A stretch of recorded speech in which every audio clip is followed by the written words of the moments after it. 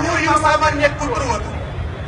આ કૂતરું એક દિવસ દોડતું આવીને સંતને કહે, બાપુ બચાવો, મારી પાછળ ડાઘો કૂતરો પડ્યો છે, આ ડાઘો કૂતરો મને ફાડી ખાશે. ત્યારે સંતને દયા આવી એટલે સંતે એમને કીધું, જા તું પણ ડાઘો કૂતરો બની જા, આટલી મારામાં તાકાત છે કે તને પણ હું ડાઘો કૂતરો બનાવી દઉં. એટલે આ કૂતરો ખુશ. થોડા દિવસ પછી એ કૂતરો ફરીથી આવ્યો.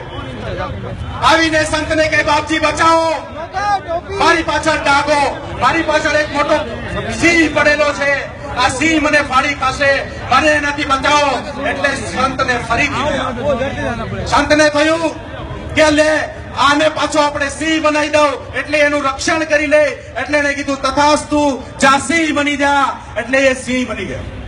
હવે આજે સિંહ બની ગયો એનો તો આતંક આખા